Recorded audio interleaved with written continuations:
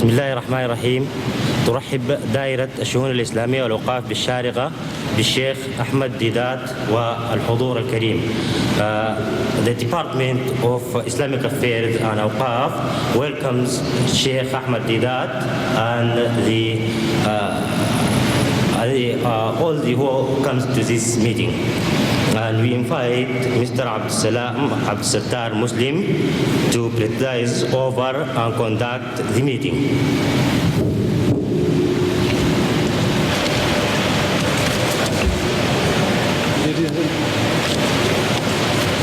Gentlemen, before beginning the meeting formally, may I invite Sheikh Ahmed Deedat to come to the stage and grace us with this occasion.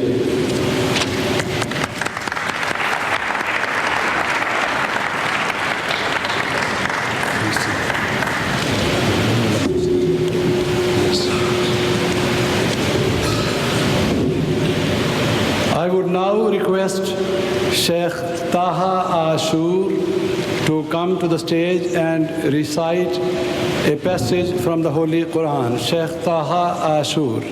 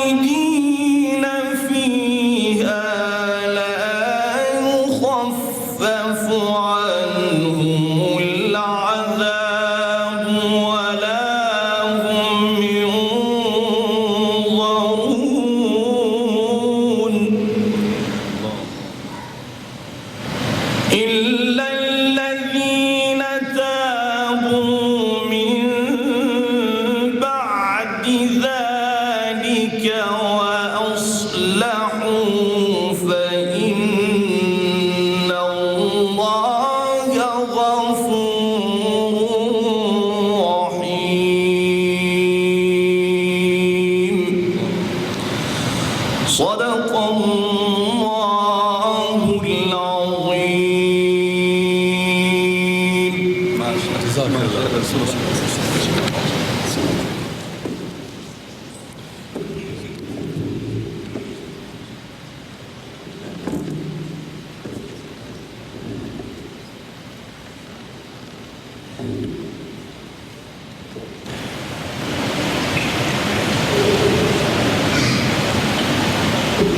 Bismillahirrahmanirrahim.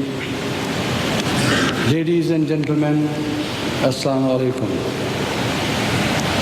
First of all, our apologies to Sheikh Ahmed Deedat and to you all that due to some unexplained reasons, today's talk could not be publicized properly. Nevertheless, it is heartening to see and a tribute to the regard Sheikh Ahmed Deedat enjoys amongst Muslims all over the world that we find a respectable audience, rather that this hall is full to capacity. It is said that one man's loss is another man's gain.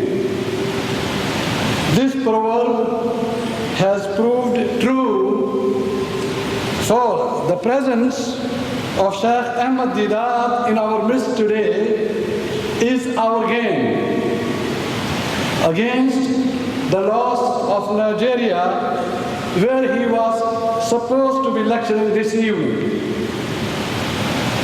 But it appears that Nigeria was intent on suffering this loss, and the Providence, in response to our prayers, sent him to us, as we had not had the pleasure of his eloquent discourse for quite some time.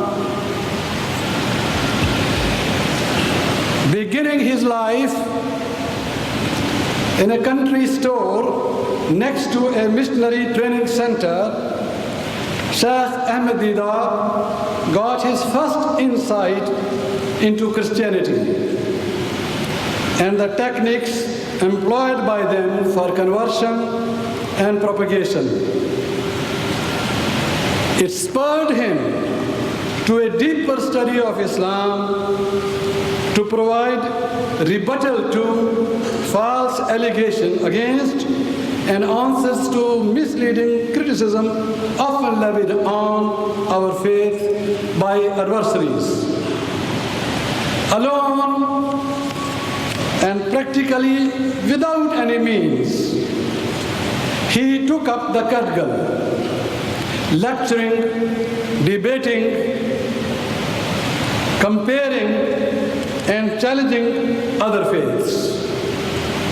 He challenged the very basis of Christianity in asking, was Christ crucified? Is Bible the word of God? And so on. He demolished Dr. Sharosh in what's God's word, Quran or the Bible. He defeated Robert Douglas on crucifixion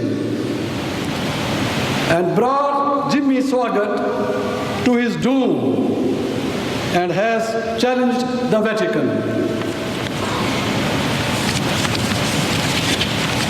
Sheikh Ahmed Deedat has stunned the Christian community, proved the banality and falsehood of other beliefs that go by the name of religion, and is South Africa's first high-technic Muslim missionary to spread the message of Islam all around the world.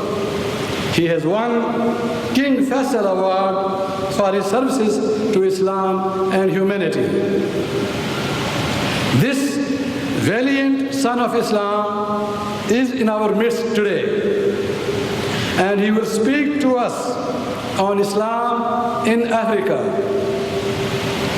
There will be a question and answer session at the end of the lecture. So I respectfully request you all to kindly hear him with patience and attention.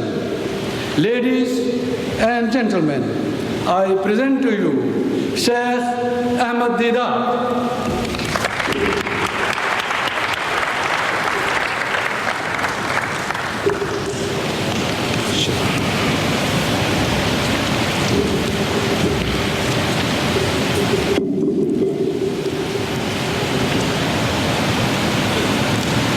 أعوذ بالله من الشيطان الرجيم بسم الله الرحمن الرحيم ولن ترضى عنك اليهود ولا النصارى حتى تتبع ملتهم صدق الله المولى العظيم.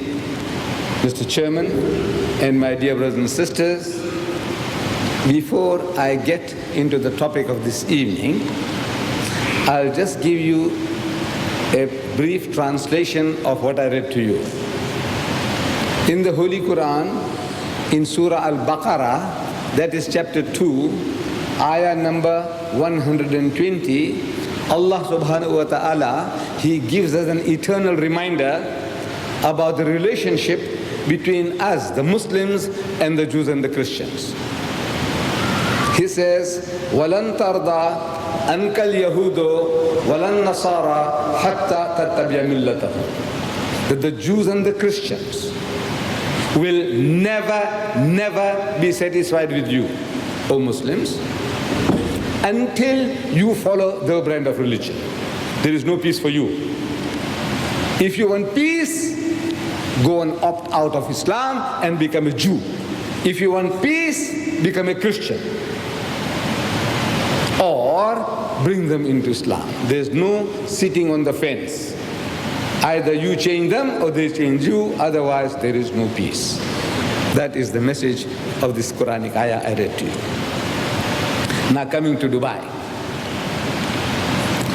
As our chairman said, one man's misfortune is somebody else's good fortune. My president, F.W. de Klerk, he went to Nigeria. I read this when I'm in the Sudan. More about Sudan later. But in the Sudan, that de Klerk, the oppressor, the one who oppressed the black people for 300 years, who created this system of apartheid, keeping people apart racially, that after 300 years of oppression, now this man goes out and is welcomed into Nigeria with a 21-gun salute. I don't know whether you know. That is the highest tribute you can pay to any royalty or anybody, any ruler, any dignity. If the Queen of England went to Nigeria, she can't get 22-gun salute. She'll still have highest 21. So this oppressor from my country is welcomed into Nigeria with a 21-gun salute. And he opened the doors for all South Africans. So it made me happy in a way. Because for 15 years, I was sweating to get a visa into Nigeria, the Muslim country of Nigeria. In 1977, in Riyadh, at a WAMI conference, World Assembly of Muslim Youth, they gave me a ticket to go to Nigeria. What for? This is the Christian missionaries have run amok. They're running wild. There's a killing field in Nigeria. A small group of Christians called Jehovah's Witnesses. They do not number 2 million in the world today. They started about 100 years ago, a sect called Jehovah's Witnesses. They are boasting in their magazine called Awake in 1976 that the second highest number of Jehovah's Witnesses in the world outside the United States, where they started 100 years ago, is the Muslim country of Nigeria. The second highest number of Jehovah's Witnesses in the world outside America is the Muslim country of Nigeria. And they are boasting in that magazine that we have 112,000 active workers, mujahids, crusaders in Nigeria. And we will have to admit that though today we are 1 billion Muslims in the world, we can't produce 10,000 da'is. Do you know that? We can't produce 10,000 people who do dawah, propagating Islam to the non-Muslim. We can't produce 10,000, and this little sect group in Nigeria alone, they are boasting 112,000 mujahids, crusaders. So they say, please go and help our brethren in Nigeria. To me, it was a privilege. I got the ticket. 15 years, no visa. 15 years. No. The Nigerians, they meet me good people, wallah, good Muslims. They meet me in Makkah, in Medina, in Jeddah, or any conferences everywhere, and they embrace me, and they say, why don't you come to my country? Why don't you come to our country? I say, get me the visa. Get me the visa. No visa. 15 years. Now, when I get the news that de Klerk, through the help of the Jews in Nigeria, they have got the embassy there now, in conniving with the Christians in Nigeria, they were able to get this Christian oppressor into the country. And he opened the door for me. So I make a beeline for the Nigerian embassy in Sudan, in Khartoum. I said, look, my de Klerk is welcomed into your country with a 21-gun salute. I don't want any gun salute. I just want to get into Nigeria. He said, look, we have just got a circular telling us that all South Africans from now on will be welcomed into Nigeria. I said, right, give me a visa. So our brother, he gave me a visa. It's here in the book. And he did one thing extra. After stamping the visa, he put another stamp saying gratis, means free, bakshish, no charge. I am a VIP, very important person, alhamdulillah. So I got the visa, and I make a beeline. I return home, and from there I make a beeline for Nigeria. 15 years of effort. Now, Allah has now paid me for it. The thing is done now, the door is open. So from Durban to London, and London to Kano. I land in Kano, the Muslim majority area in the north. There's a Kano state, and the city also is a city of Kano. I land in Kano. I get into the terminal building, and I get a welcome from the officers there, you know, with all the badges. Come, one side. VIP treatment, I think, one side. People, they recognize me, Mr. Deedat, they want to come along and, They say, no, shh, don't come anywhere near Mr. Deedat. Maybe they're trying to protect me from my fans. At times that's necessary. Your passports, please. So my passport and my son's passport and another companion from England, 3 passports, we hand it over. Maybe for special treatment. Don't waste your time in the queue. Special treatment. After half an hour, they come back with a cyclo-style document that you are a prohibited immigrant. I said, I'm not an immigrant. I don't want to come into your country.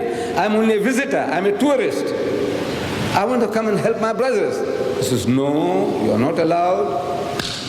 Here is the officer, in charge of the immigration. He's passed his judgment. But the people who are giving me this notification, they're crying. The Muslim who's doing the job, he's crying. They're crying, wallah, they're crying. Tears, genuine tears. What can we do? We are slaves. We have to listen, obey the orders of our superiors, if not we'll be fired. Here, they're crying. So they stop the plane, don't let the plane go until these guys are put back onto the plane, 18 hours, total flight, make a good run, 1 tawaf, and back to London. What shall I do? I promised my family 2 weeks. I want permission, 2 weeks. They gave me permission, 2 weeks. In 2 days, I'm back in London, completed the circuit. What shall I do, return home? Or where? So I phoned Abu Dhabi.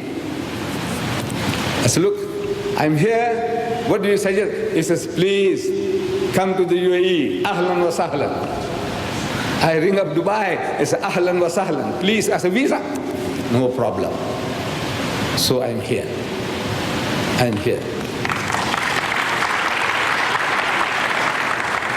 The newspapers, naturally, they want to know anybody coming in. They want to know interview. They want news.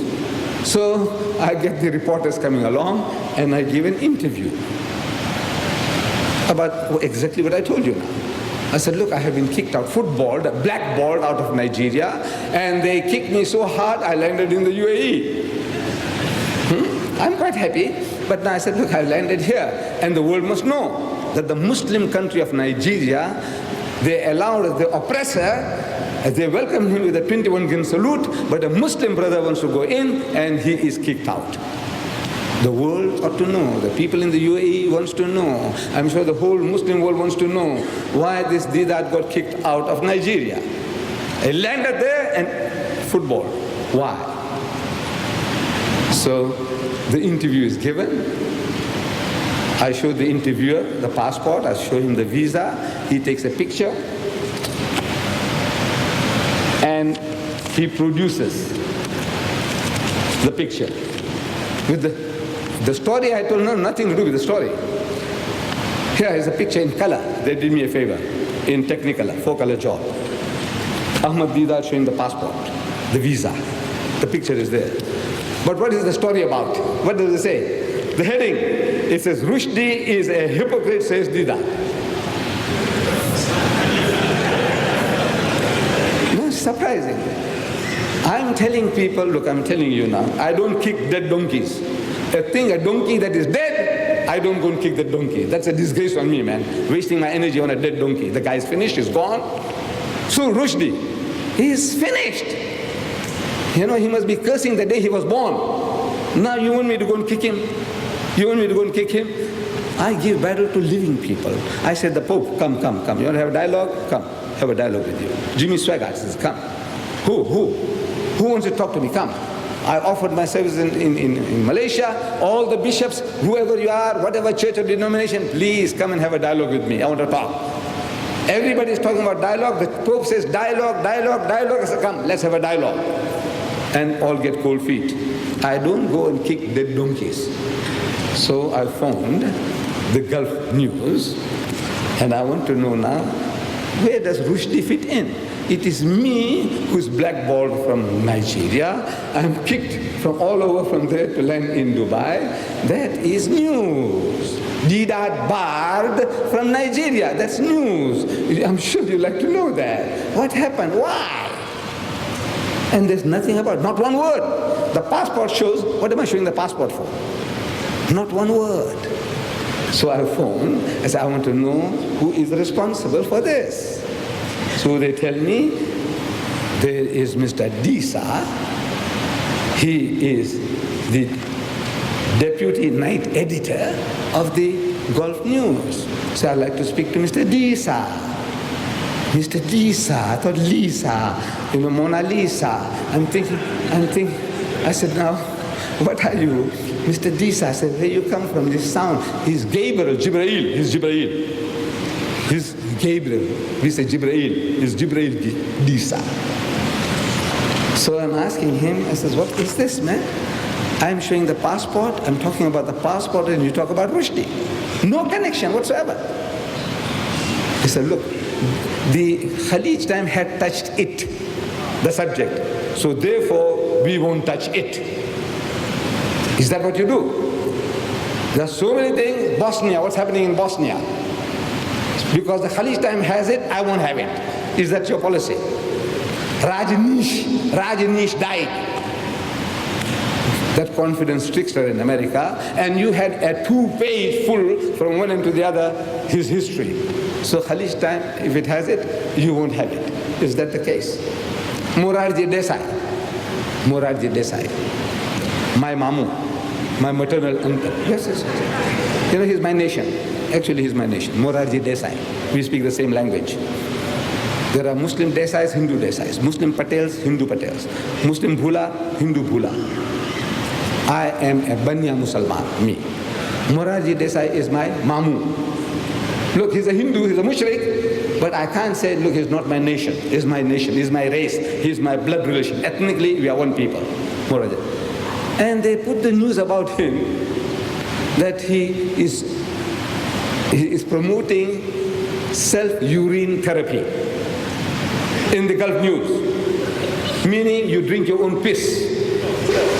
He says, Morarji Desai, my mamu says, that is good for you. It's good for cataract. You don't only have the parda coming over your eyes, cataract, and it's good for tuberculosis. And he's telling the Christians that so you too, you must drink your urine, because the Bible says so. Your Holy Bible says you must drink your own piss. I said, where did you get that? And he quotes the Bible. Who? Maharaj Jadesa, he quotes the Holy Bible, saying the Bible says, drink water from your own cistern. So what is cistern? You know, the tank in the toilet. You press the chain and it takes away all the rest. This is cistern. So he says, what is cistern? He says, cistern means your bladder. So it means drink water from your own cistern, means from your own kidneys, meaning your own piss. You Christians, you better do the same, because that's what your Holy Bible says. And that's news, Gulf news. But Ahmed Deedat being blackballed, no, they won't touch it. So I said, now, look, I want to know who's superior to you. You are Gabriel Disa. I said, where are you from? He said, I'm from India. I said, India? That's where I come from. Where about in India? He said, Goa. I said, you are a Goanese. He said, no, I'm a Goan, not a Goanese. I said, okay, you are a Goan. I said, now, who is your superior? I want to talk to him of what you have done to the news. He says, he is Mr. Nahal Canera. I said, Primo Canera.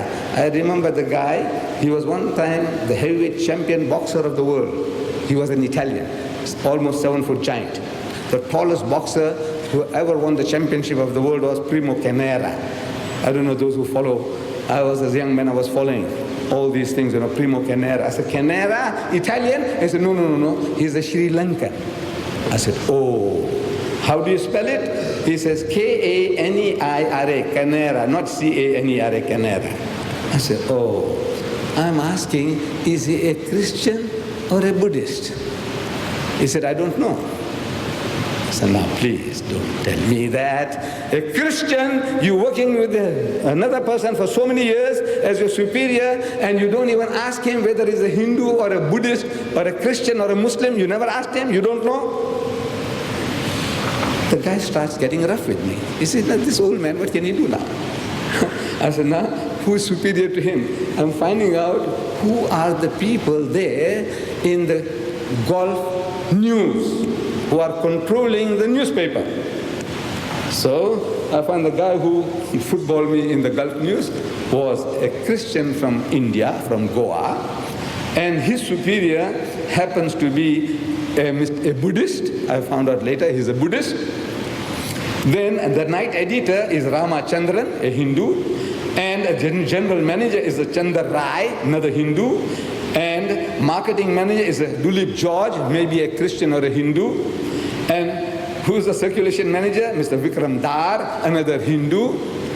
100%. The whole thing is in charge, but who is the head? Who is the owner?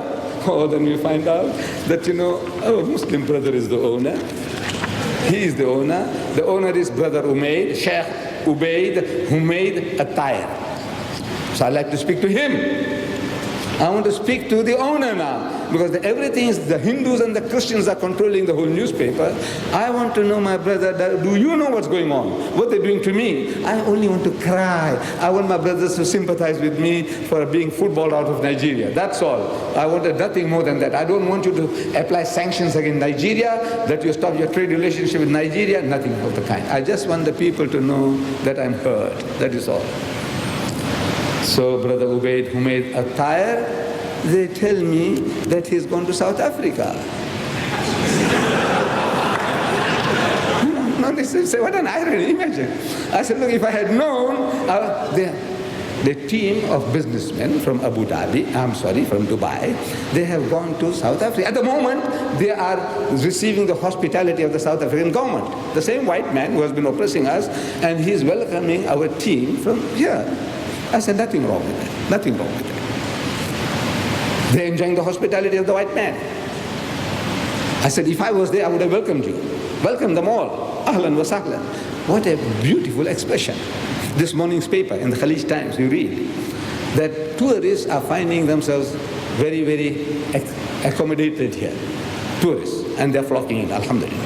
Good business. Good for business. Tourists. And the heading says that the tourists are coming because of the hospitality, our hospitality. Says Ahmed. Says, it only says in the headline, says Ahmed says that it is our hospitality that is bringing people in. I find out who is this Ahmed? This is the Sheikh Ahmed bin Saeed Al Maktoum. MashaAllah. I said, how did you get this hospitality? It's a part of the Arab nature. Where did you get it? It is your expression, ahlan wa sahlan. Anytime, this creates a mentality, ahlan wa sahlan. The most beautiful words of welcome in any language. Ahlan wa sahlan, family and play. Just think that you are a member of the family and be at ease. There's no formalities required from you. Sit down, man, sit down. Make yourself feel at home. If you want to pick your nose, go ahead and do it. You don't have to make no protocols, no pretenses. Ahlan, as you are a member of the family. And sahl, ease. Like in the army or the Boy Scouts, they say, stand at ease. Now you can scratch your head, you can scratch your beard, you can do what you like. That is ahlan wa sahlan. That is your approach to everybody. Alhamdulillah is creating this feeling. But the hospitality which I'm receiving from the Gulf news is not that type of hospitality. I want to see somebody, whenever Brother Ubaid comes. He's coming on Sunday, by the way. I'm leaving tomorrow morning, 6 o'clock. If I was here, if I had a chance, I would go and meet him and ask him for an explanation. As this Hindus, Christians, Buddhists. I mean, the whole thing is controlled. I want to know who is the owner. And are you responsible? As a Muslim, are you responsible or not for their behavior? What they're doing to your brother? For what reason? Why? Can you ask them any questions? I want to know. I want to find out from my brothers here, if there is a local, a person who is a local. I don't like the term local. I don't like the term. Watani or something, whatever. They'll have to think. You people have to think. It's not a good word. I don't like it, local. It's the same thing as a native. He's a native he's the native. Whenever we say native, we think of African. When you say local, I don't know what you think of. Local. What do you mean local? Think of a word, something better than the word local, maybe an Arabic word, which might give you a description of what you are, the people of the land. You are the person who is welcoming the other person. I'm sure there's a word for that. Huh? No, these are all citizens. This must be something special to say, I am a special citizen who is here to welcome the foreigner, the outsider. That's some word. I want a local, no insult. I'm not trying to insult anybody. I want a local who can assure me that he's prepared to go and present my case to Brother Ubaid. I don't know if there is a brother who can tell me, said, look, I have the guts to go along. Wish him, I don't want you to go with a gun or with a knife, go and fight him. I don't want any fighting. Just go and put my case to him. He says, look, brother, what is this going on in your newspaper? Is there a local here? I hope you understand my English. Local person, a Dubaian, a person from Dubai, a native of Dubai. Is there one who's prepared to go along and cry for me to Sheikh Ubaid? Please put up your hand. Jazakallah, brother. Jazakallah, brother. Please.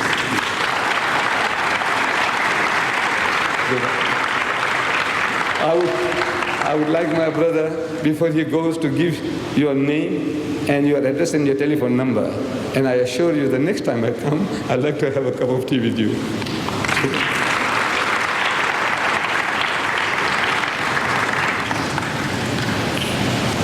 The subject, Islam in Africa. That is the topic. South Africa. People are rushing. There's money to be made there. South Africa happens to be one of the richest pieces of real estate in the world. Real estate. Land mass with this diamond and gold and coal and natural resources, water and land, cheap labor. Wallah, it's a heaven on earth. We, with all the oppression, we don't want to leave the place. Wallah, if they offered me in Saudi Arabia, I said, look, come and live in Saudi Arabia. And we give you a palace here in Saudi Arabia, condition, and we give you $10,000 a month, and air-conditioned palace, mashallah. You come and live here, the condition you live here. I'll say, no, jazakallah, thank you very much. That hell in South Africa is better than your heaven. Allah, I mean it. Your country, look, it's a holy land. Beautiful place. But when I come out, I have to look like this. The glare of the sun, sand, dry dead sand, black burnt mountains. I don't know whether if you went for Hajj or Umrah, when you pass from Jeddah to Mecca or to Medina, what do you see? Burnt rocks. All the rocks are black. Sand is not the pure desert sand you think of. Imagine golden sand, nothing of the kind. Black burnt sand over a period of millions of years, and this glaring sun, you know, the way you... Jazakallah, Jazakallah. That hell in South Africa is more palatable to me than your heaven in Saudi Arabia. So I'm not here to sell you South Africa. I'm telling you, it has riches you can't imagine. I don't want to give you details. I told you diamond and gold and coal and other natural resources. If they just open the door to India, the whole of India will be there. If they open it to the Pakistan, the whole of Pakistan will be there. If they open it to the whole of Africa, the whole of Africa will be there. I'm telling you. I don't know about the Dubaians. I don't know about the Dubaians. You have a heaven of your own here. That's different. But I tell you, whole of Asia will be there. If they just say, Ahlan wa sahlan, like the Arabs say, Ahlan wa sahlan. If that can say anybody, Ahlan wa sahlan, sure. There won't be place for us to breathe, to walk. I'm not selling South Africa. But there is another commodity in South Africa, which we can describe as black gold. Black gold. We have gold and diamond and coal, but now I'm talking about black gold. Can you think what it is? Huh? The Zulus. Huh? Zulus. Yes, the population. The population. Then the Zulus. There are some over 20 million Africans. Among them, there are 8 million Zulus. The Zulus are the most militant community in that part of the world. One of the biggest cohesive force, united force in that part of the world. You want to go and do business with a white man? You want to be a partner in the exploitation of the black man? You will have the money, I'm telling you. But sooner or later, as soon as the African comes to stands on his feet, he says, you, Arab slave trader, you have been, that's what the white man has been programming him. The Arab is a slave trader. The Arab is a slave trader. Terrified. The black man is terrified. Arab. When you say Arab, yeah, this is the slave trader. The Christian, the white man has already programmed him. Every Arab is a slave trader. You are the guys, they say, who took the Negroes across the Atlantic. That's a lie. It's the Christian, the white man took them across. But they say the Arab, slave trader. Now you come along as an exploiter with the white man.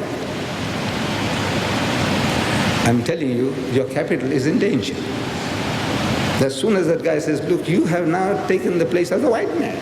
In company with him, in partnership with him, you want to suck our blood. And I tell you, your capital as well as your life and our lives are all in danger. You are welcome. Ahlan, sahlan. Come, man, come. Don't come as a guest of the white man. Come on your own steam. The country is open for you. Come as a guest of the Muslims. And you are free to go about and meet Buthelezi, the Zulu chief, meet ANC leader Mandela, meet anybody, everybody, talk to everybody. Don't go along as a stooge or the tail of the white man. You will get suffocated. And when you come along, you want to do business, try and involve the black man in that business of yours. And that black gold needs this gold. He needs a message. The white man did a beautiful job. He gave them a book and took away the land. He gave them the Bible and took away the land, all over, and made them satisfied. He gave them churches, different, separate churches. You can't go and pray with the white man. You can't go and pray with the colored. You African, you have your own church. Different language group, different churches. You can't also pray together. You are an Anglican, you are a Lutheran, you are a Presbyterian, you are a Seventh-day Adventist, you are a Jehovah's Witness, you are a Roman Catholic. Shh. He divided the African into 3,000 different sects and denominations. He's done a beautiful job of divide and rule. But he used the book, the Bible, in his own language. He's given the Bible to him in his own language. And in every dialect of the land, Bible is available. Now, if we want him to change, we have to give him a book. The white man gave him a church, a separate church, and a book. We also gave him a church and a book. The church means the place of worship. We have more than 400 masjids in the country. We say they're open to all, at all times. Ahlan wa sahlan. Our masjids are open to all, whether black or white, rich or poor, open to all at all times. So the masjids are there. When we need more, we'll build them. But 400 masjids we have in the country at the present moment. What about the book? We have just succeeded in producing the first part of the Holy Quran in Zulu. My little society, we did 100,000 so far. 100,000. We say in Urdu 1 lakh, 1 lakh. Sounds like a million. It's not a million. 100,000. Now we want 1 million more copies of this book. 2 million more copies of this book to give it to the Zulu. And I want our brothers in this part of the world, you want to do business? I said you need an insurance policy. Any business, you want an insurance policy. You want to secure your capital. You need an insurance policy. I said this is the insurance policy. With Allah and with mankind. You win the guy's heart, that this is my brother. The Arab is rich, it makes me happy. He's my brother. He's my brother. He's well-to-do. He's got a Mercedes-Benz. Alhamdulillah. He's got his own private planes. Alhamdulillah. Allah has blessed him. He's my brother. Insurance policy. You have to win the hearts and minds of the people. And there is nothing better than Allah's kalam to do the job. We have done the job as a start. First part, we said give it to him. 2 million copies, each costing $2 each. And I will look for, I'll meet our brother Ubaid, Sheikh Ubaid, when I come back. And if I can, Sheikh Makhtoom, when I come back. And Sultan Muhammad Qasimi of Sharjah, when I come back. Inshallah. I said, look, I want your help in this. Do business, but in the insurance policy. This is the insurance policy you must take out. The Christian, he's doing the job. Wallah, he's doing the job. Unimaginable. You remember I told you a little while back about the Jehovah's Witnesses. A small group of people, not even 2 million in the world. Among so many other things. They produced 84 million copies of this one book in 95 languages. You hearing all right? What I said, 84 million. It's hard to believe.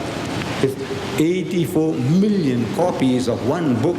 They call this book The Truth That Leads to Eternal Life. And that book is not a booklet. This is called a booklet. You know, a little book. That book is 192 pages. How many they produced? 84 million. In what languages? What language you want? Arabic? They got it. Urdu? They got it. Zulu? Come on, man. Swahili? What language you want? In 95 languages. Can we Muslims compete with that? With that one little sect, one little group? Can we? Let's bow our head down in shame and acknowledge that we are nowhere in the picture. We are not fit for the work Allah Bari Ta'ala has appointed us to do. We are not fit. We are nowhere near anything what the Christian is doing. The Bible, the Holy Bible.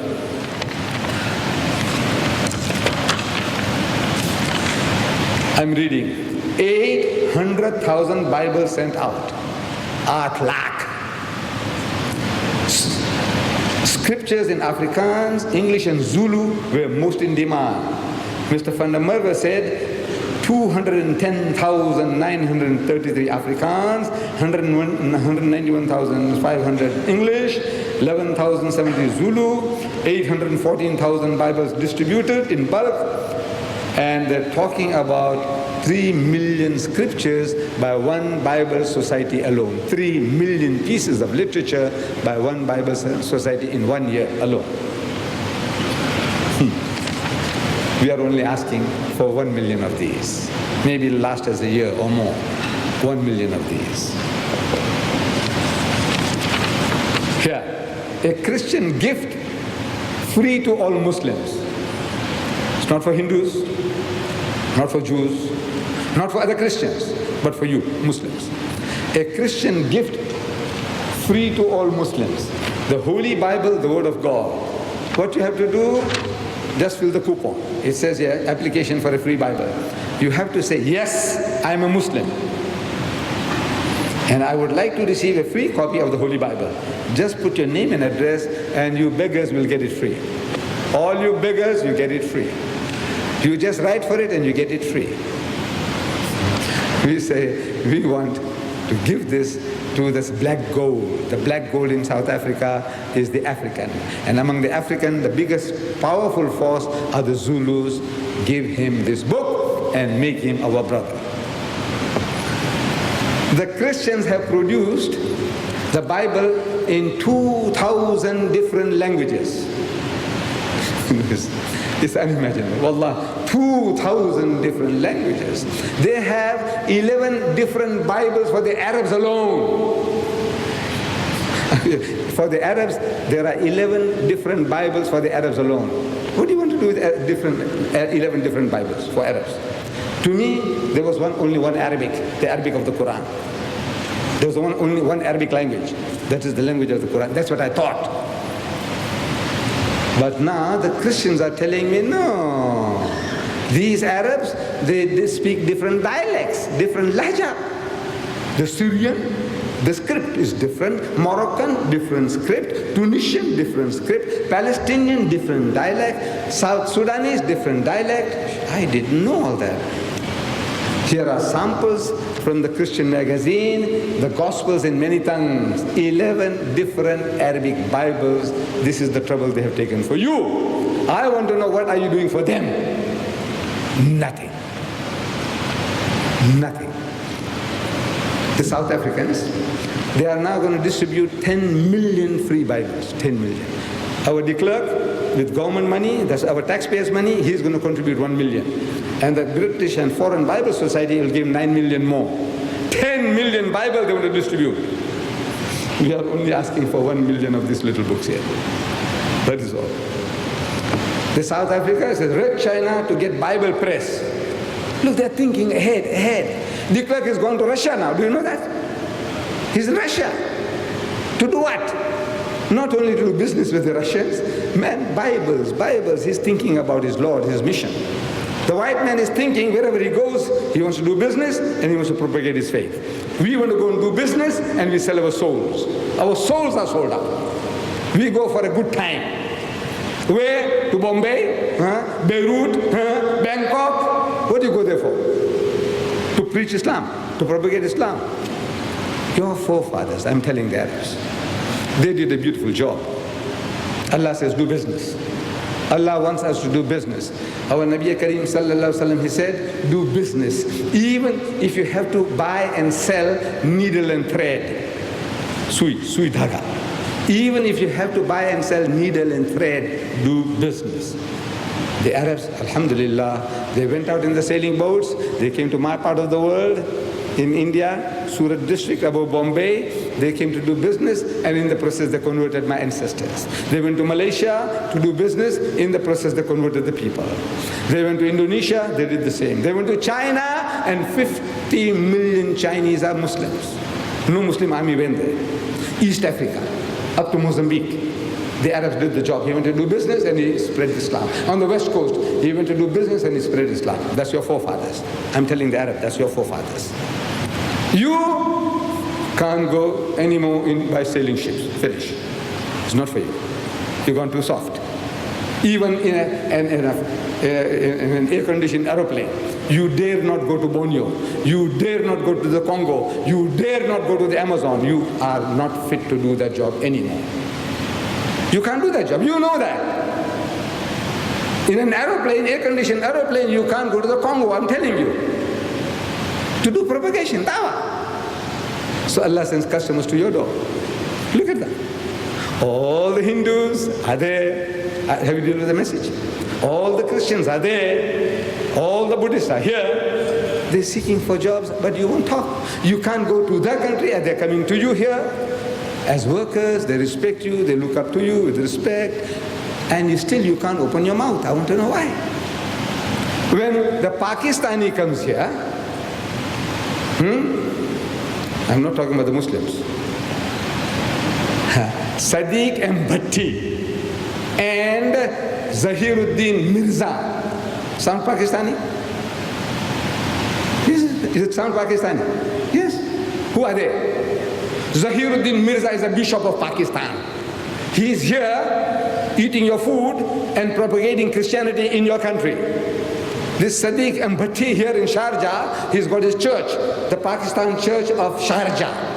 He's propagating Christianity here in your country. What are you doing? I want to know. What are you doing? Allah chose you, the Arab, in the first instance, and his language as the vehicle of his message to mankind, the Holy Quran. He chose you and your language.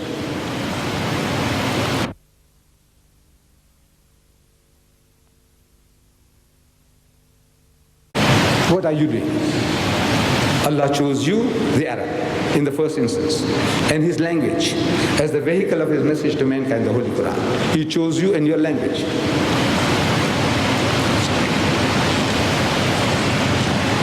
In the first instance, your forefathers did the job, alhamdulillah. From the Atlantic to the Pacific, they did the job. And they relaxed. 800 years in Spain, they had a jolly good time. Our Arab brothers, they had a jolly good time. Not heeding the warning. Not heeding the warning. They're reading the Quran. They're doing tilawat al-Quran. They're reading Taraweeh and they read the Quran and they understand.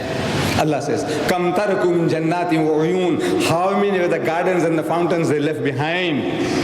Wazu'in wa makamin kareem. And cornfields and monumental buildings. You see them? Around here. And cornfields and monumental buildings. وَنِعْمَةٍ كَانُوا فِيهَا فَاكِهِينَ. And wealth and the amenities of life in which they took so much delight. كَذَلِكَ وَأَوْرَثْنَاهَا قَوْمًا آخَرِينَ. Thus other people were made to inherit these things. فَمَا بَقَتْ عَلَيْهِمُ السَّمَاءُ وَالْأَرْضُ وَمَا كَانُوا مُنْذَرِينَ. And neither the heavens nor the earth shed a tear for them, nor was respite given to them anymore. They read it.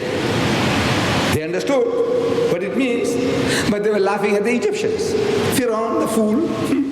You know, Allah sent him 9 plagues. Look at all the riches he had, the granaries of Egypt. The Nile River brings all the silt and the things that they planted and they grew, and they have this Abu Simbel and whatnot. They have the mighty monuments there in Egypt. Go and see it even today. The pyramids, they can't understand how they got the things together. That between 50-ton blocks, if you put them together and if there's 1 inch off on one side and 3/4 on the other, how do you get them together? How do you get these things together? That's 4,000, 5,000 years ago. How did they get these 2 rocks together that you can't put a cardboard in between? How? They can't understand. This is what they had. What did they do? They didn't heed the warning. So our brothers in Spain are laughing at the fools in Egypt, Pharaoh and his people. The fools. You see, they didn't heed the warning. Allah destroyed them. I'm saying, you fools, you are in the firing line. But no, you see the other guy, the other fool. Baghdad, Samarkand, Bukhara, and the Harun al-Rashid, Mamun al-Rashid, a veritable fairyland. You can only create those scenes in films, that's all. In real life, no more. What happened? On the borders of the Mongols, barbarians. You want to preach to them Islam? What can they understand? What will they understand? Your forefathers could. The most barbaric people on earth, you Arabs. In the Ayyamul Jahiliyyah, you married your stepmothers. Did the Mongols do that? Did the Spanish people do that? Wine bibbers. You people excel them all. You are greater drunkards than the Spanish people. They didn't marry the stepmothers. They didn't bury their daughters alive. You did. The Arabs in the Ayyamul Jahiliyyah. That Gibbon, the master historian, describes them. He says the human brute, animal in human form. The human brute, almost without sense, is poorly distinguished from the rest of the animal creation. The only thing that distinguishes him from the animal is the form. The form. Fi ahsani taqweem. Allah created him in the best of molds. Otherwise, animal and worse than animal. That's you. and Allah extricated you. He made you the torchbearers of light and learning to the world.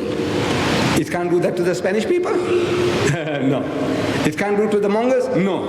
Allah says, فَتَرَبَّصُوا. You wait. You khabis, you wait. For what?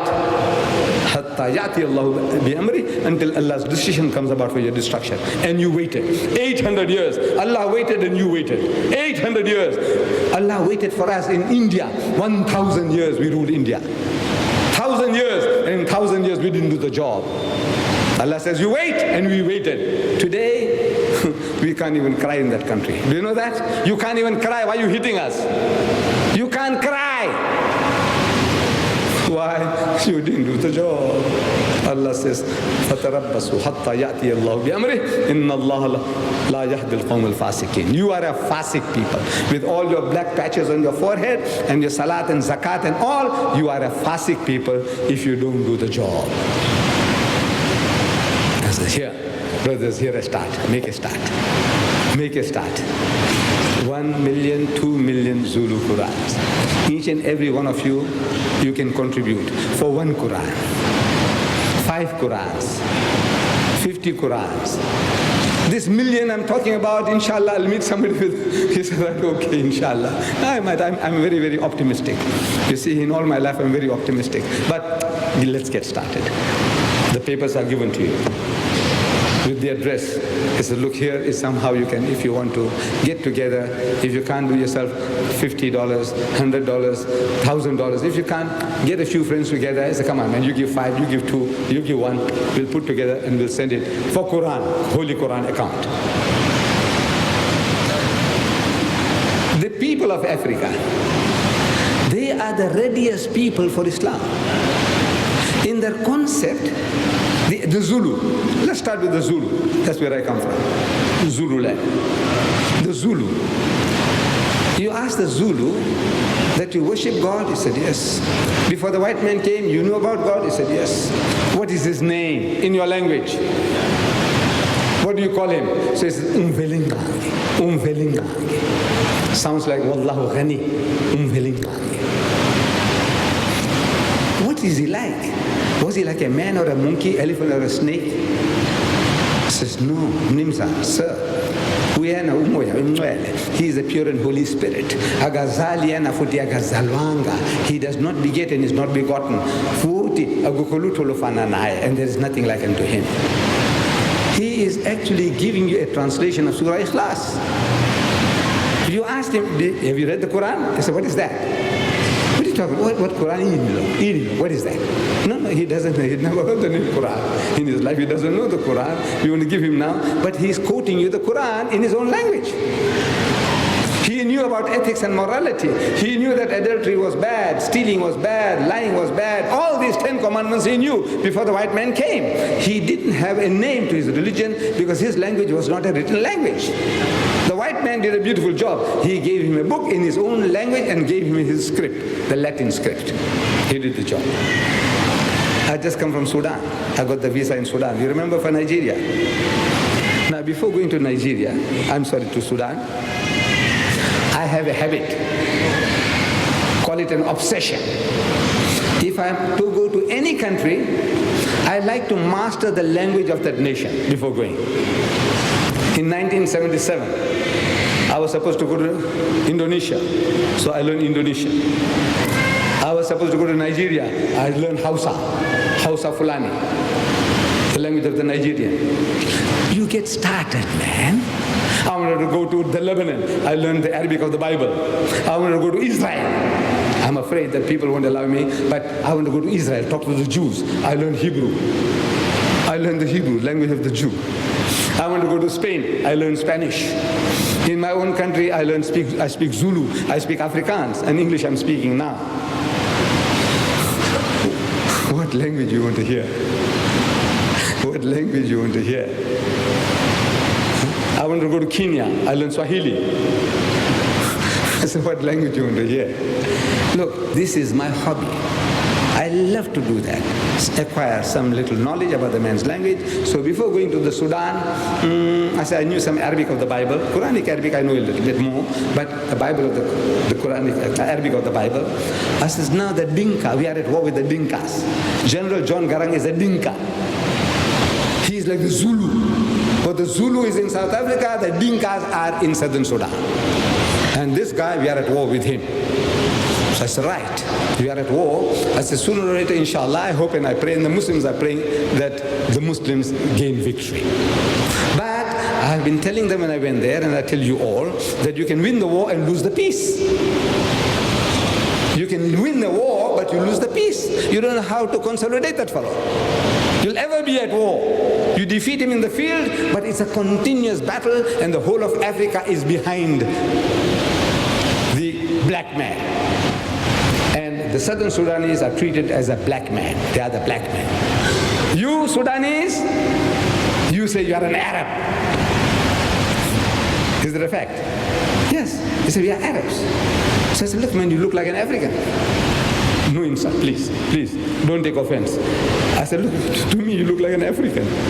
So yes, but I'm an Arab. I said, okay, but you look like an African to me. And to the whole of Africa you look like an African. What makes you Arab? He says, you see, our Nabi Kareem sallallahu alaihi wasallam, he said that whoever speaks Arabic is an Arab. So that definition, you are Arab. Anybody who speaks Arabic, if all of Pakistan was speaking Arabic, we would be also saying we are Arabs. That's qualification, that definition our Nabi gave. Whoever speaks Arabic is an Arab. From that point, you Sudanese are Arabs. But from your looks, ethnically, you look same like the Dinkas to me. Please forgive me, no insult.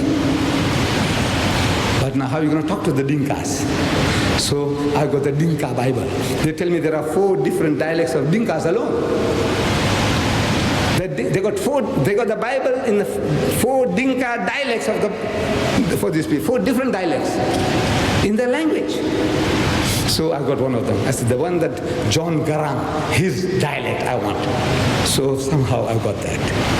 And I learned. And I went into Sudan. I go to put up in Hilton Hotel.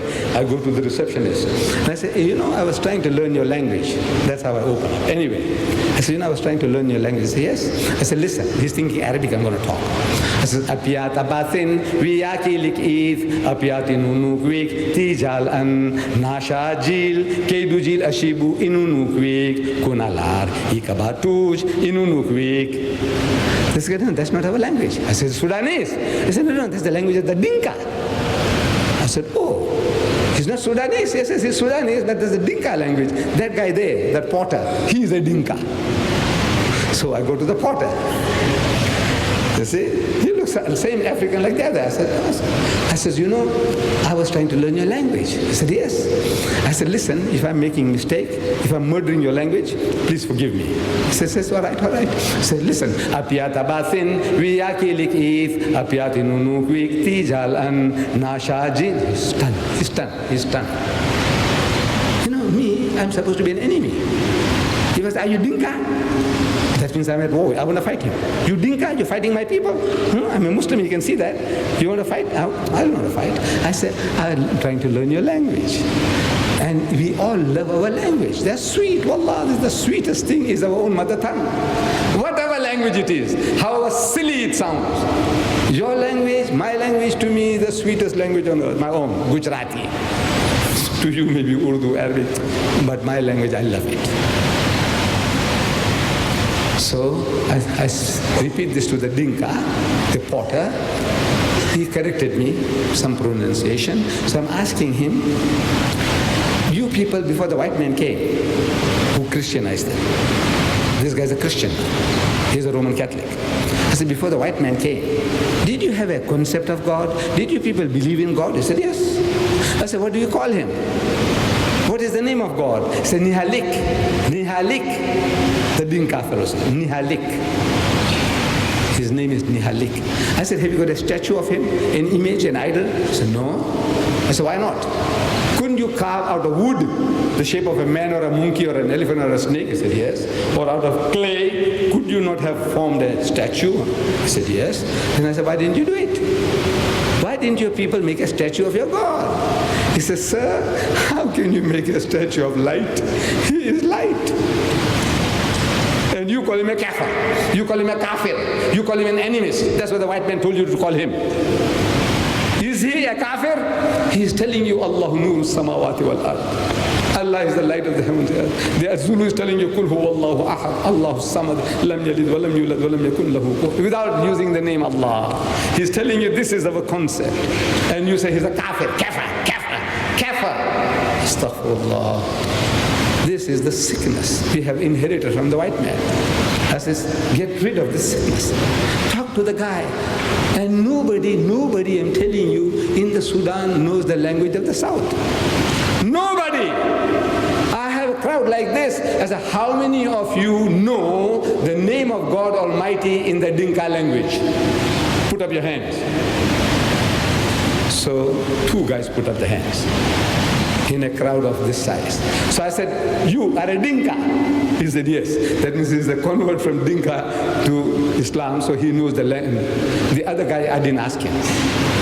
But in a crowd of this size, only 2 guys knew the name of God Almighty in the language. And you want to win him over. How? You can't even talk his language. This is sickness with our people. You come along from India, Pakistan, Maulvi Sahib, and you stay with us for 50 years, and in 50 years, you don't even learn to say Salam Alaikum to the other man in his language. To the Zulu, you can't say Sagaboana or Sanboana, more than one. That in 50 years the guy doesn't learn. The white man comes along and in 3 months he learns your language and he challenges you in your language. He preaches to you in your language. He wants to do a job. You don't want to do a job. April 13, Time magazine, get it. You read there, in America, there is a section in America where more languages are spoken than anywhere else in the country. America is supposed to be a uni-language country. English, English, English, English, English. But there is an area, multiple of languages are spoken. In America, they tell you where. They tell you it is Utah or Utah. Salt Lake City. There is another Christian sect called the Mormons.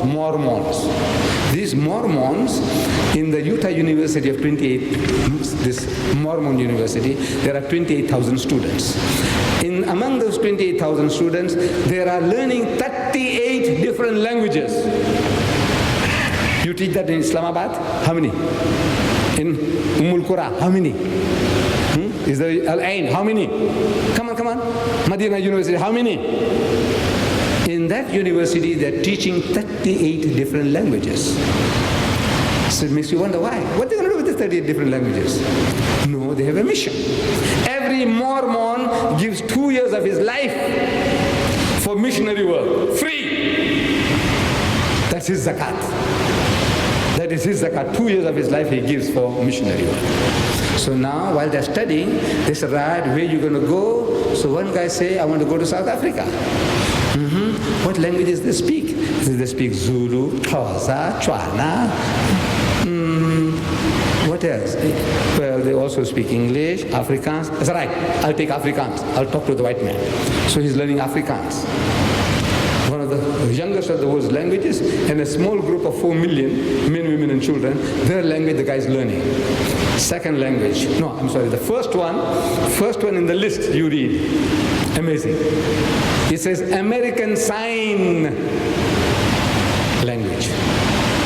You see sometimes in the planes, you know, the person is talking and somebody behind is doing like this. He's telling you what the person is talking is for the deaf and the dumb. Sign language. Say American Sign Language number 1. Second one, Afrikaans. Number 2, 3. 38 different languages are listed. Why? They want to do a job. You don't want to do any job. You are satisfied.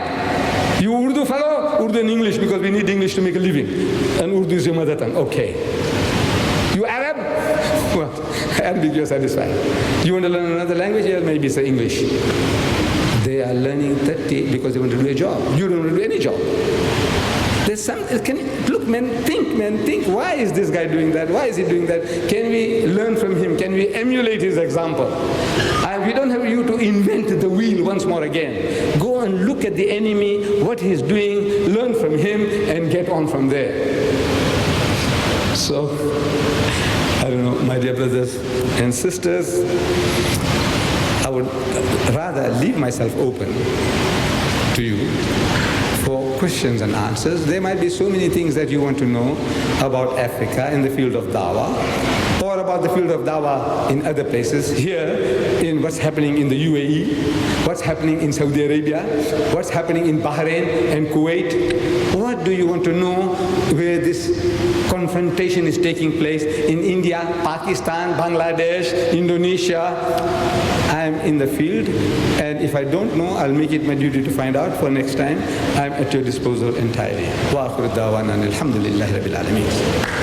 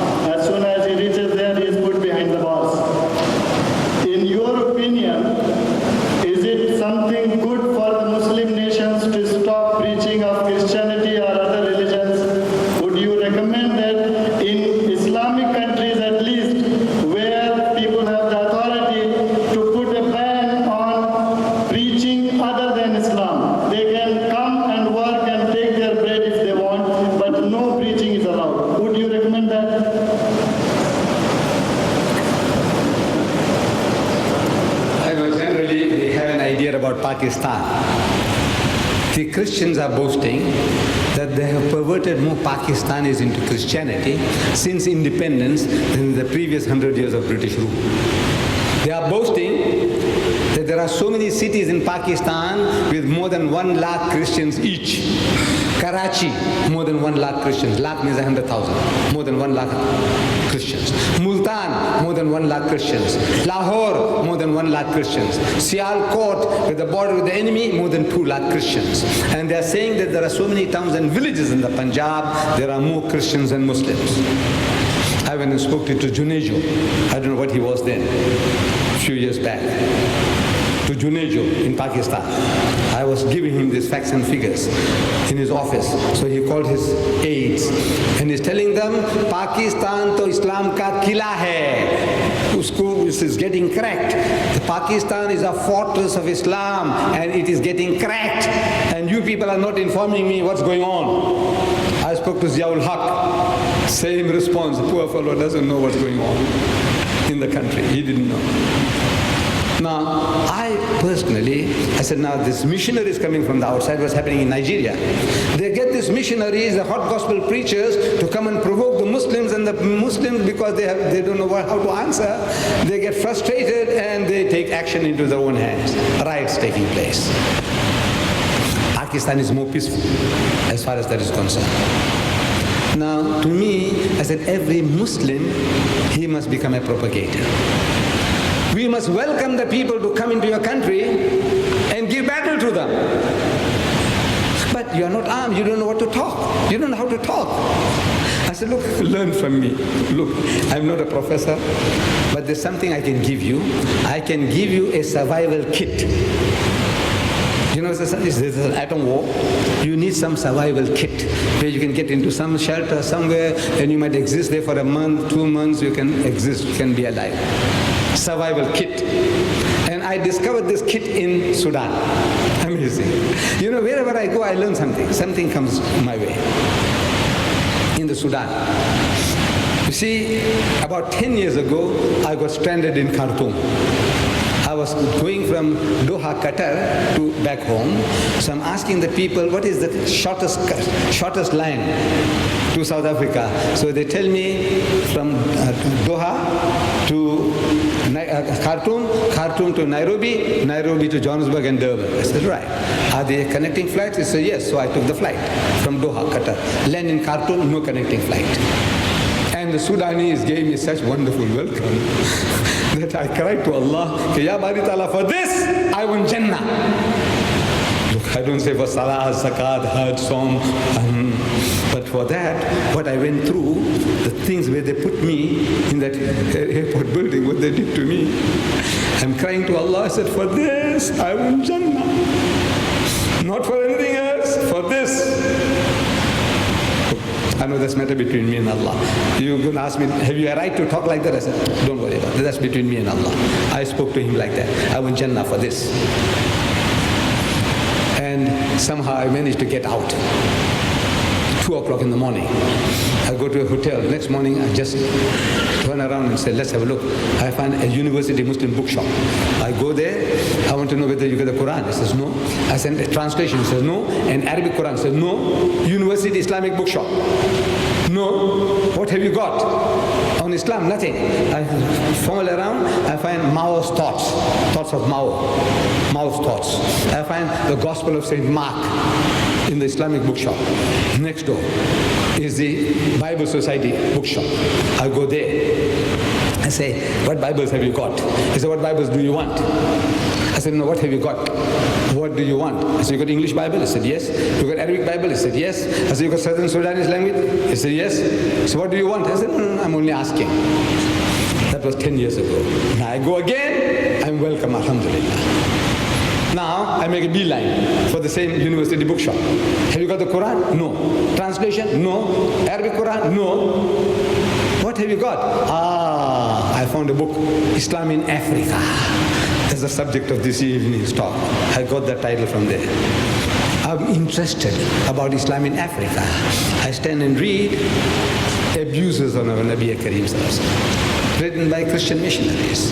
Puts Rushdie to shame. Or maybe Rushdie got his inspiration from there. And they're attacking the Sudanese in that book. These are barbarians, uncivilized, uncouth people, savages in that book. And they're selling that. I paid 850 pounds for that book. Don't get frightened. That's like 850 cents, American cents. $8.50. I paid 850 pounds for that book. Next door, Bible Society. I go there, I say, yes. What Bibles you got? I say, what you want? I say, English Bible? I say, yes. How much? 15 pounds. That's 15 pence. That's 15 cents. Actually, 25 American cents. I said, right. My son says, we buy 2 case lots. How much? I said, no reduction in price. So for 25 American cents each, we bought 2 cases of the Bible. 2 cases, 48 altogether. Now I've got the university students. I had given some other course for them. Now, everybody gets a Bible each. Everybody a Bible each. This is your Scud missile. And I'll show you how to prime it. How to use this. This Scud, the enemy is throwing at you, is making you to swallow it. Now I said, how you turn it back on him. Got the Bibles? Everybody. Right? I said, now open up.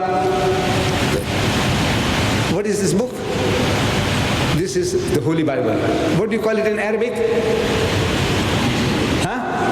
Yes. What is it? Injil. Yes, Injil. So they said also, Injil. That's right. This is the Injil. I said, open the Injil now. First book of the Injil. Called Genesis. Open chapter 19. Got it, everybody? Got 19? Yes. Verse 30. Look for verse 30. Got it? Say yes. I'm a teacher now. I'm teaching class. Right, read. So he starts reading. Next one. After 2 verses, you. Carry on. And your ears go red. What you're reading. Lut alayhi salam. Hazrat Lut alayhi salam. His daughters are seducing him, having sex with him night after night by getting him drunk. That's that. Right? Mark it in your book. Prime it for use. Same book, don't go far. Genesis chapter 35, verse 22, open. Reuben, one of the sons of Yaqub alayhi salam, he goes and has sex, intercourse with his mother. Mark it. Prime it. You have a bomb, you have to prime it for propulsion. Right, Genesis chapter 38, open. Say, don't go far, the first book of the Bible. Don't go far. First book, chapter 38. You read about Judah, the father of the Jewish race, from whom we get the word Judaism, Judah. He goes along and has sex with his daughter-in-law. So I said, you know what you do? You. I want you to acquaint yourself with this. Now, any Christian comes to you, you ask him, I says, you know, they want to argue and debate with you. Ask him, do you know what is incest? Do you know what is incest? Look, the guy's educated, you want to preach about it, he knows what is incest. I-N-C-E-S-T, incest. If he doesn't know, you explain. Father and daughter having sex together, that is incest. You go and have sex with somebody else's wife is adultery, fornication. Right? When you have with your own daughter, that is incest. When you have with your own mother, incest. When you have with your own daughter-in-law, incest. When you have with your own sister, incest. There are more than 4 kinds of incest in the Bible. I said, let me write a book on incest. The types and types of incest that you can commit. And I want to present it to your daughter. I want to present that book to your daughter. What will you do to me? He said, I'll strangle you. Can God write that? He's telling you how, not only he's telling you about others, about himself, about God himself, what he does. This book, the Holy Bible, read it to the fellow man, read it to him, but now you have to acquaint yourself. And you are now a sitting duck. You are a sitting target for the Christian because you don't know the book. I say, open up Genesis, don't go far. Chapter 21, verse 20, chapter 21. Got it? I say, yes, got it. First book of the Bible, chapter 21. I'm reading. I'm only reading to you. But the names I'm going to change for a while. Names. I won't use the names that are written here. Then I'll give you the names. But listen. And Swaggart, you know Swaggart, our friend, my friend, in America. You know him? And Swaggart visited Murphy, Barbara Murphy. You know that prostitute. Now see, you'll be able to, when you're listening, there's no resistance. If I use other name, you'll say, you'll get tensed up. I don't want you to get tensed up. I want you to just listen first. And then I'll put the proper name. And Swaggart visited Murphy, as he had said. जैसा वादा किया था वैसा, as he had promised, as he had said. And Swaggart did to Murphy as he had spoken. जो कहा था वैसा उसको किया. And Murphy conceived, she became pregnant. What did Swaggart do to Murphy? What did he do to her that she conceived? उसको बच्चा हमल से हो गए. What did he do to her? You know. Now let me put the proper names. As in the Bible. And the Lord means God, Khudawand Ta'ala, and the Lord visited Sarah, Ibrahim alayhi salam ke bibi ke paas gaya, visit kar, like you visiting a prostitute. Like Samson visited Gaza and he saw a prostitute and the Bible says he went in unto her. So now the Lord visited Sarah as he had said, and the Lord did unto Sarah as he had spoken, and Sarah conceived. What did the Lord do to her? What did he do to her? That she conceived. Jo kaha tha waisa kiya, and she conceived. This is the Holy Bible. With this they are catching customers. With this filth and rubbish in the Bible, I can't even tell you openly kya likha hai iske andar. I need a special class, young men who can bear it. And I give you something, I say, man, plaster this on the enemy. Where is this Zahiruddin Mirza? Us khabis ko bulao mere paas. And I want him to read it to his mother. I say, can you read this to your sister, to your daughter? This is what Allah has given you. Allah is telling you, Kul hatu burhanakum. Usko pucho ke tumhara burhan kahan hai? Where is your proof? And you're not asking him. If he produces the proof, man, look at it and show him ke khabis, you read this to your mother, you read this to your sister, you read it to your daughter. Huh? But you don't know anything. You are like a sitting duck. That guy comes and knocks at your door in your own country and makes a mess of you, and you are helpless. In Pakistan, I said, damn it all, why aren't you waiting for him? Every Christian comes along, invite him home and show him this. He'll leave the country and run away for good. Don't blame the government. They have the ramifications, I don't know what. I'm not sympathetic towards whoever this guy is in charge now. I said, look, they have the problems. Our government, everywhere except for Saudi Arabia, that's the only country in the world, Muslim country, says no churches. No churches in my country. That's the only country in the world who can boast that. Every other country in the world, we know the mess that they're making of us. So, my dear brothers, we have to go and learn. Find out how a Dao Pench, the karate or the judo that guy is trying to apply to you, how you can turn the tables on him. And it's so easy, wallah. It's fun. Wallah, it's fun and it's pleasure. To have the guys coming to your country and you knock hells into him. Chaud ma'ilam. Maharo salatu. Right, next one. Assalamu alaikum. I just wanted to have your opinion about the riots in Nigeria. Because there were Muslim and Christian riots and there were bloody riots. So what you say about that? What was actually the reason, real reason behind it? Not on the face how many people died and how many people killed. The latest Times magazine. You get the latest Times magazine. Time magazine in America, they give you the reasons. They talk about militant evangelism by the Christians and Muslim fundamentalism. The Muslim want to say we want to become Pakka Musalman, good Muslims, and the Christians want to change you to become Christians, and the poor Muslim doesn't know how to defend himself. So you lose your patience and you might want to hit the fellow and the guy hits you. This is all. The thing is now I say, arm yourself intellectually, that you will be itching, say, Bhaiya, kahan jata hai? Where are you going? You see the mission, come man, come, let's have a cup of tea with me, and uska satyanas. You do the bloody job, that the guy will never knock on a Muslim's door again. Next one.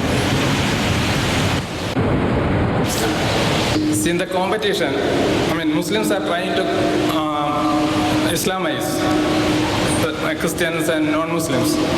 And Christians are also doing the same thing.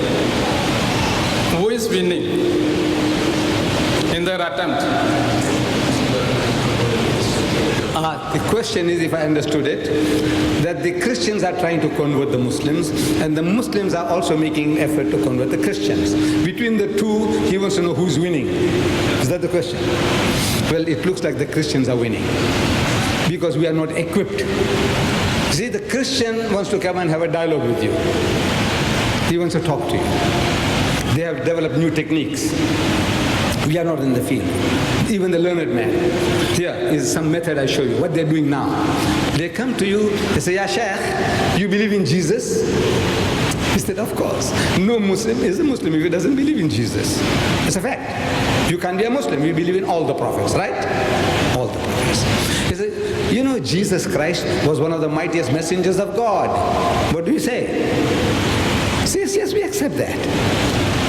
Jesus, he was born miraculously, without any male intervention. Do you accept that? He said, yes.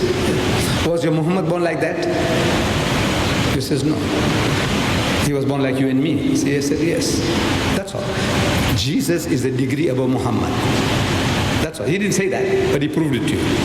He said, Jesus is the Christ, Masih, Messiah. Right? He said, yes. Your prophet, was he Masih, Messiah, Christ? We said, no, he was Rasulullah. But he said, Isa is Rasul and Masih in your Quran. Masihan ila bani Israel, Rasulan ila bani Israel, Masihu Isa ibn Maryam. That's what the Quran says. He's Masih and Rasul, right? You said, right. Your prophet is only a Rasul in the Quran, right? You said, right. Jesus is another degree above Muhammad. Jesus, he gave life to the dead. He said, yes, Bi'Iznillah. He said, did Muhammad give life to the dead, Bi'Iznillah? He said, not that I know. Another degree for Jesus. Where is Jesus? You say, in heaven. He's coming back. He said, yes. He's alive. You said, yes. He said, where is your Prophet Muhammad? You say, he's buried in Medina. Perhaps his bones have rotted in the grave. He said, no, we believe he's Hayatun Nabi. He said, that's metaphysically, metaphorically. But maybe physically his bones have rotted in the grave. He said, maybe. Another degree for Jesus. He said, don't you think God had a purpose in doing all that? He does things for nothing. Just like that. Without a purpose. You know, around the corner, a few days' time, you're going to make Eid al-Adha. Kurbani, sheep, goat or a cow, right? That's right. When you look for an animal, you look for an animal without blemish, no fault, horn not broken, ear not cut, not blind, not limping, right? That's right. So if God Almighty wants to make a sacrifice for His creation, is He going to look for second best? He says no. When you look for the best for your Kurbani, Allah, when He wants to make Kurbani, you're going to look for second best? No. So He proved it to you who is second best. Talk. No, you are not equipped for that. This is not your job. You didn't do the job. For 1,000 years you didn't do the job. It's the easiest thing in the world to deal with this, wallah. This little booklet here does the job. I've got a new title here called Desert Storm. Originally, if you have it, it might be Christ in Islam. It answers all what I told you now. Easy, wallah, it's so easy. You can turn the tables on him just like that. But you didn't do the job. You don't want to do exercise. You want to take a pill and become a Superman. Pehelwan banne chahte hai just by taking a pill. It doesn't work that way. You have to do exercise. Am I right? Dangal karna hai. You have to exercise and sweat. You don't have to sweat that much with this. You have the facts with you. Go to town, man. Go to town. And the books are available here in Dubai, in Abu Dhabi. If you can't get it, write to me in South Africa, you can get this book. This is Desert Storm. How does this come about? Desert Storm. This is a new title. Here, the Christians are getting through to us. Your question, who's winning? I say here, this is how they get through to you. You see this book here? It's written there, Desert Storm. The title of this book is Desert Storm. You have here the stamp of the American Army, Navy, Air Force, Army, Navy, Air Force, uniform of the American soldier, and they want to give it to you, free. Won't you like to have it? Free. You like to know how America got 500,000 men in the desert without getting hurt? That Saddam didn't throw even one bomb at the guys. 6 months the guys kept on coming. They built up 500,000 men and not one loss of by accident they lost a few. But nobody ever killed a single American soldier or the Allied coalition soldier, not one. Then you like to know the Saddam's Scud missiles and how the American counteracted with the anti-Patriot missiles. Do you like to know? No? Yes, free. Desert Storm. And how they got Saddam out of Kuwait. Won't you like to know? Yeah, take it. What do you say? Thank you. Shukran. Thank you very much. You take it home. You open the book. What is it? The Holy Bible. They caught you. Look, they're working. By any deception, they want to catch you fish, and they're catching fish. Don't be a fool. Say, no, it can't happen to us. I say, it's happening and it will happen. You have to be educated. You have to know how to deal with this. Yeah. No greater love. Look at this. No greater love. Won't you like to read it? Even an old fellow like me. Look, man, I passed that age now, but it's like a curiosity, man. I like to know something about love and romance. Won't you like to? Huh? The chairman says I'm joking. I'm not joking, I'm serious. You take it home? Thank you. No greater love. You open the book, what is it? Holy Bible. Look, the guy is working. I want to know what you're doing. I'm talking about 1,000,000 Qurans that you can't help me. Look, so he said, look, you want to know who's winning? I said, look, that guy's winning. He's talking about 10 million Bibles will be given out now in South Africa. I'm talking about 1 million Zulu Qurans, $2 each. No, that you can't do. And you want to know who's winning? Yeah, another one. From Hong Kong. You go to the hotel, it says here, good news for visitors. In the hotel rooms, you get this good news for visitors. Won't you like to read, about the Geisha girls, massage parlors? Don't you like to know? Huh? Now, man, how holy you are. You make salat in time, I know, but you have this in your bedroom, in the hotel. Won't you like to see what they're offering to you? Good news for visitors. 4-color job. You open inside the Holy Bible in Chinese and English. Here. Islam unveiled. Islam unveiled. Written by the true desert storm. This is the true desert storm. Muhammad is the cause of all the trouble. And who is Muhammad? What they tell you here, it makes your blood boil. I said, what do you do? Go and shoot them, kill them? You need an answer. And the answer is these little pellets here. There are 19 other books here. These are books in comparative religion. Arm yourself with that knowledge, and each and every Muslim should be able to give battle, man, to this Zahiruddin Mirza and the likes of him. And all these guys in the Gulf News and the likes of them. You should be in a position to talk. You. Every Muslim. Is the bounden duty of every Muslim to arm himself with knowledge that you can give battle. If you don't, then what you deserve, you're getting what you deserve. I would like to ask a question that is slightly away from tonight's topic, but it's related to dawah. People keep on coming up with questions that are designed to trip up when you talk to them about Islam. One of the questions that has been put very often is about witness in a court of law. They keep asking, why is it that two women are equal to one? And in these days of humanism, it is not easy to tell them that you just have to accept it on faith. We have to have an answer for it. I have not been able to find a good answer for it. I will try. I can't promise that it will satisfy anybody. But you ask the people, educated people. I said, women, in their life cycle, they go through different stages. They have problems, like menstruation. And when they are under those conditions, they are not 100% balanced. Menopause. You read in the Time magazine about menopause, just recently, the ones I'm talking about, menopause, the change of life. When that happens, what happens to the women? Mentally, intellectually, they are unbalanced. Now you are going to put them in the witness box under those conditions. You're not going to ask, are you menstruating, lady? Huh? Before I question you, cross-examine you, you have borne witness against my customer, my client. And now I want to cross-examine you. But before I cross-examine you, I want to know whether you are menstruating. What will you say? Somebody asking your wife, are you menstruating? Huh? He says, man, I'll shoot the guy. Man, damn it, you want to know about my wife? What's her period in her life? The monthly period. You talk about that? No, but we know for a fact, these physiologists will tell you that the woman is not the same throughout her life, throughout the whole month. There are fluctuations in her bodily reactions to problems. Menopause, again, problems.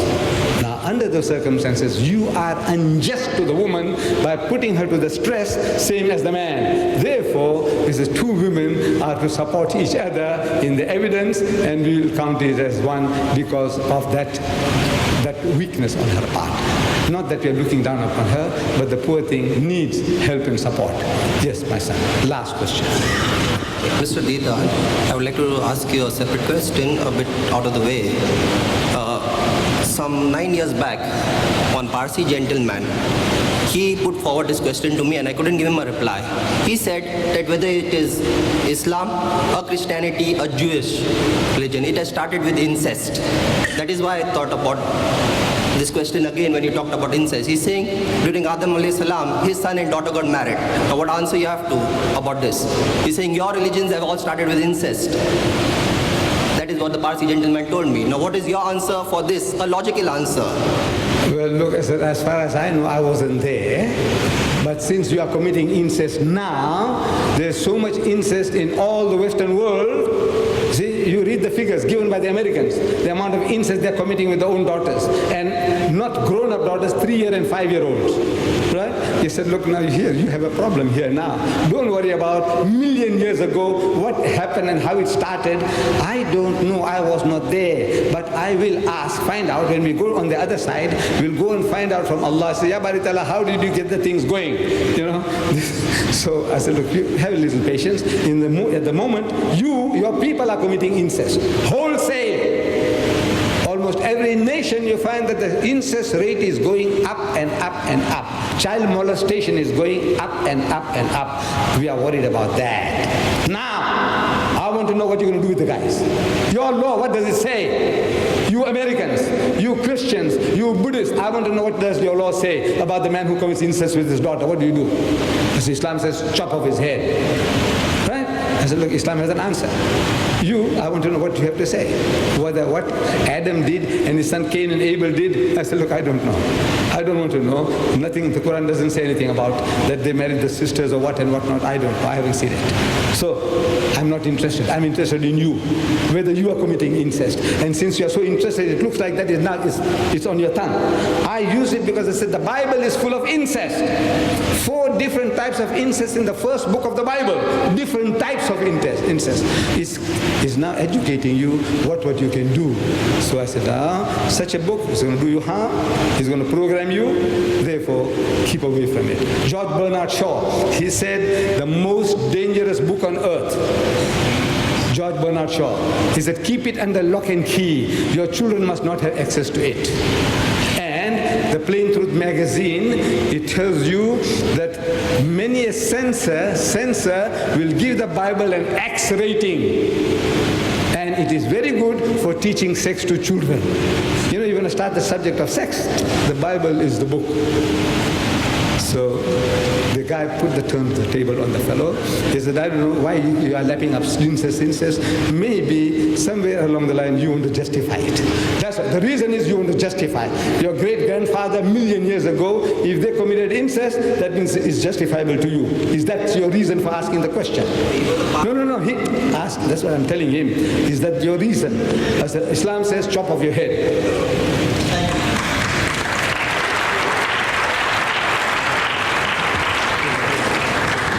Now, before I declare this meeting closed, I have to, first of all, thank the departments of Awqaf and Islamic Affairs, Government of Sharjah, the Department of Culture, Government of Sharjah, for making this meeting possible at a very, very short notice. We have also to thank the Sharjah Television, FM Radio, Abu Dhabi Radio, Al Quran Radio, who announced about this meeting from time to time, this morning or throughout the day, which informed our brethren here to come here, despite the fact that we could not put an announcement in the newspapers about this lecture. Then my grateful thanks to Sheikh Ahmed Deedat to accept our request to be present here today and give us the benefit of his experience and his knowledge. And I'm also grateful to all you ladies and gentlemen for listening patiently in this heat and enjoying this lecture. Thank you very much all, ladies and gentlemen.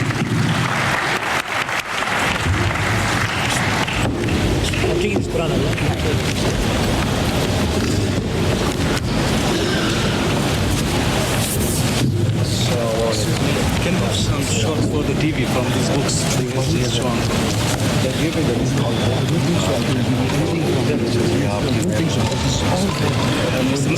Can we take some shots about the books? Why not? Why not?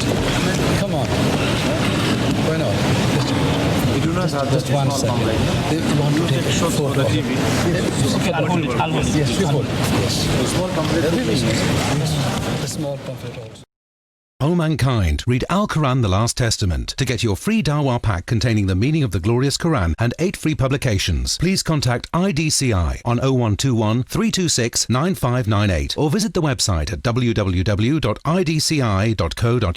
Post and packaging is not included. Also available is Dr. Zakir Naik and Sheikh Ahmed Deedat DVDs at $3.99 each with free delivery in the UK. Order online or call us now on 0121 326 9598.